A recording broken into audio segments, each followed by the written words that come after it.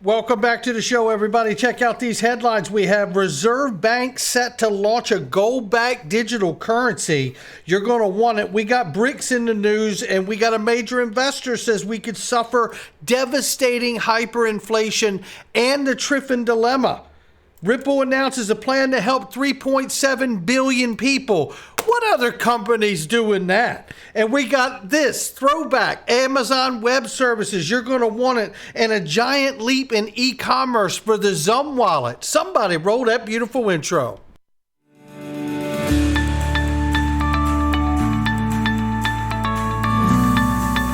Digital Perspectives with Brad Kimes. Come on in.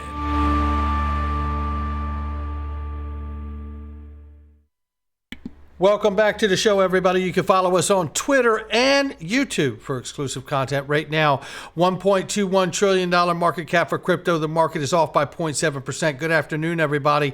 Bitcoin now 27,400 plus. It's off by 0.8% on the 24-hour, 9.5 on the 7-day. Ethereum 1848 and change, off by 1.3 in the last 24 and 12.7 on the 7-day.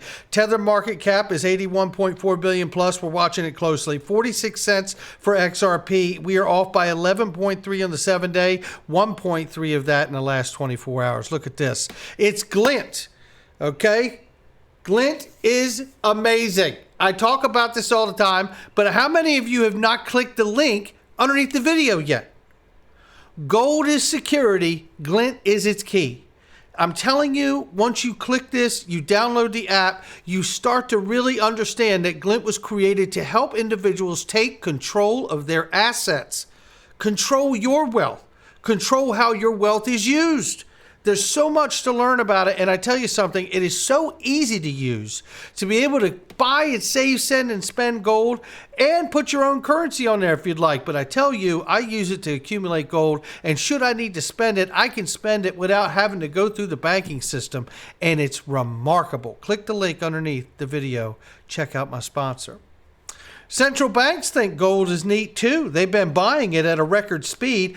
Countries are starting to back their currencies by gold. We're getting ready to see news of that right now. And in some digital assets world, some in the digital asset world continue to say that gold will go away. Stop embarrassing yourself. You make 0 cents. I completely agree with Gold Telegraph. You know, this whole it's either crypto or it's gold kind of argument is just senseless to me. Why isn't it both? I mean, look, it isn't my house, and I'm not saying it's financial advice. I don't give financial advice. But what I am saying is why can't it be both? I have a huge appetite for risk, which means I'm always looking in new, nascent, emerging markets, whether that's artificial intelligence, whether that's cryptocurrency, digital assets, or some other new, exciting area of investment. But what I do know is that even though I like to take chances on investment, I also like to know that I have the comfort of owning gold. That's what I see the central banks doing. You know, one of my core tenets is I'm stacking my pennies next to their dollars, and I'm doing the best I can to do it. And here we see the Reserve Bank of Zimbabwe is set to launch a gold-backed digital currency in an effort to reduce the reliance on the U.S. dollar. As the nation grapples with soaring inflation, Zimbabwe permitted its citizens to utilize gold as legal tender for nearly a year. In a strategic move last August, Zimbabwe announced incentives for its biggest gold mining companies to surpass government-established production targets. Finally, October 22, we learned that global mining companies operating in Zimbabwe were required to pay a portion of their royalties in refined metal rather than cash. This is where the world's going. You're going to see more evidence of that. The UAE is pushing forward with 100% tax-free exemption for anybody for a crypto-free zone. You know, this is really the countries trying to get that first mover advantage to bring the innovation into their country. UK's doing it too. Remember, it wasn't long ago we reported Chris Larson was actually over there meeting in the UK about bringing innovation and fintech companies to that crypto hub. I tell you, or at least the UK intends to be one. BRICS' new development bank now offers loans in local currencies instead of US dollars. This is more of the same. Look, the BRICS, I don't personally believe, has the ability to just dump the dollars, as they say, right? But collectively, as a coalition, they could all get rid of a portion of their position and do great damage to the US dollar itself because of its global reserve status. And we're not the only ones that have this conversation. Major investor Robert Kiyosaki is saying that the US could suffer devastating hyperinflation, war, starvation as BRICS dumps the dollars. And this is what he says, which is a stronger version of the language here. Triffin dilemma meant that the U.S. had to supply dollars to every central bank throughout the world because it's the global reserve currency. We had to print probably quadrillions of dollars, he says. I don't know if it's quadrillions, although it feels like it. And what happens is when the playground bully, the U.S. and the BRICS nations gang up against the bully, they say, take your dollars back. And when those dollars come roaring back into America, we have a thing called hyperinflation. And every time there's hyperinflation, guess what happens? Dictators arise. The Triffin dilemma suggests that the issuer of the global reserve currency faces the challenges of running an oversupply of its own currency as the country provides liquidity to the rest of the world. I believe that we're watching the U.S. understand what this is. And the most important country to really pay attention is Saudi Arabia, which has shown great intention of joining the BRICS coalition as well, which would suggest abandoning the petrodollar agreement, which already appears to be underway. However, will the United States simply sit back and watch this happen to that degree and that level? Can the BRICS coalition member states, countries, can they afford to just simply dump the U.S. treasuries, which happen to be today, like it or not for the conversation, are still the best assets that those countries have in their portfolio? Or does it look more like a thinning out of the portfolio and eliminating a certain percentage for each country in the coalition, which could do great damage to the one country that has the U.S. dollar? We shall see. This is a quick reminder, the IMF, it's not just Robert Kiyosaki. We covered this a couple years ago about the Triffin dilemma, and it's very real. This is an IMF webinar on exactly that topic. I generally think it's incumbent on all of us to think about what to do instead. So is this project an argument for fiscal policy? That's depressing, because fiscal policy is heavily politicized. Fiscal policy works with even longer lags typically than monetary policy. What do we need to do in terms of reforming our fiscal institutions if we're going to have to rely on them more heavily? And the second part of the question would be, what do we have to do to get out of this position of dollar dominance, because it has the undesirable effect of weakening monetary policy? And it will run up sooner or later against the 21st century Triffin dilemma problem. So this is not just an investor like Robert Kiyosaki or a YouTuber like myself having this conversation. This is concerning to the IMF as well. Notice Geeta Gopinath inside of this webinar. I tell you, it's a very real conversation. And do you know of a company, that comes out and announces plans to help 3.7 billion people who are either unbanked or underbanked around the world? Outside of Ripple, I've never heard such a thing. I wonder if the trolls of Twitter and the YouTube world will begin to tell Ripple that they need to temper their goals, as we get told. I think it's amazing. I think it's commendable. I have never seen a company ever make such a bold claim to reach out to 3.7 billion people to make their lives better. And I find it exciting.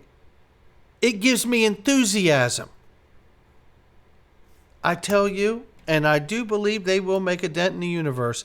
This is really where they're talking about being able to help the banked or underbanked of the world by using and introducing Ripple's products and the XRP Ledger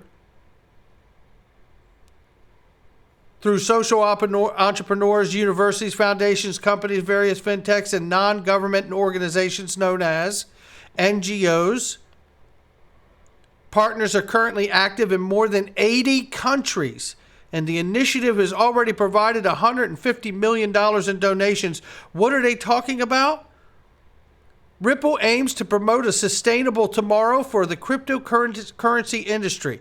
Ripple believes its XRP Ledger is the world's first blockchain to be carbon neutral, and its framework has the potential to provide green cryptocurrency solutions and more productive carbon markets. They have the goal to be achieving carbon neutrality by 2030. Then there's this throwback right here. Shout out to ISO 20022, Rohiku. Sorry if I messed it up, but you know we love you. We appreciate you. But take a listen to this. Tammy, CEO, founder of Stronghold, talking about the AWS, Amazon Web Services, and Ripple and Stellar being smack dab in the middle of this payments. And think about the enormity of customer base with AWS. Institution that allows fiat on-ramps to distribute for blockchain technologies such as Ripple and Stellar and Interledger. This is available via APIs, so developers, I think such as yourselves, can embed it into their applications and allow users to integrate with USD or we have 8 fiat currencies coming on board and reach different countries. But this basically allows users to interact with your ecosystem. So for an institution that allows... Now let's go. You heard Ripple and Stellar, but what about XRP? And then, of course, payments, right? We also have someone on our team dedicated to seeing where XRP for payments can be of use and working with different merchants as well as consumers, platforms and apps. And there you have it. And if you don't like that, then think about this. Evan Schwartz here from Mr. Man shares this oldie but a goodie. Banks are very interested in Ripple's technology, but want to know if it can scale up to millions of transactions per second. Listen to what his response is. I don't know about you, but it sounds like to me, the bank said Ripple plus Interledger equals problem solved. So I get how this works when you have, let's say, Bitcoin and Ethereum, or two ledgers where you can, escrow money and you have smart contracts and all that stuff.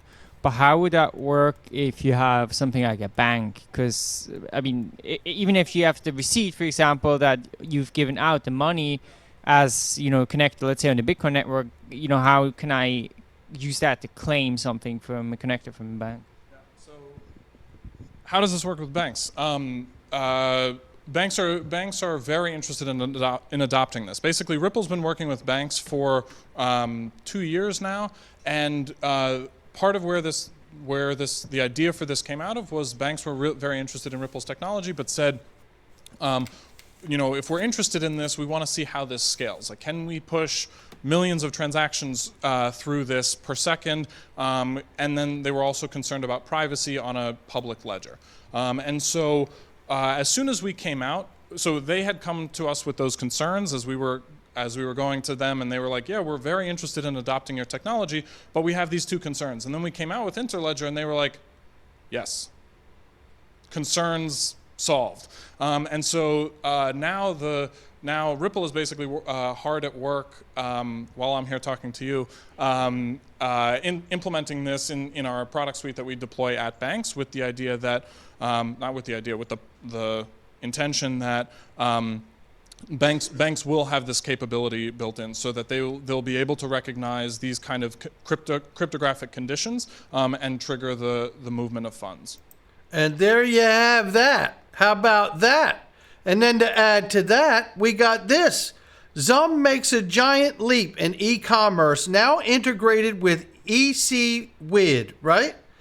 By Lightspeed HQ, 1 million plus stores can offer seamless, secure XRP ledger payments, boosting cross-border and cross-currency transactions. Go, we'd say when, and the team right there. He says this, one of the largest e-commerce platforms now natively supports cross-currency XRP ledger payments. This is a milestone for XRP Ledger Labs for XUMM Wallet and utility on the XRP Ledger. Oh my, users can pay with anything. Store owners can receive GateHub stable coins. How about that, ladies and gentlemen? Very, very exciting stuff happening, I tell you that. And then take a look at the TA, because we'd like some exciting stuff to happen here.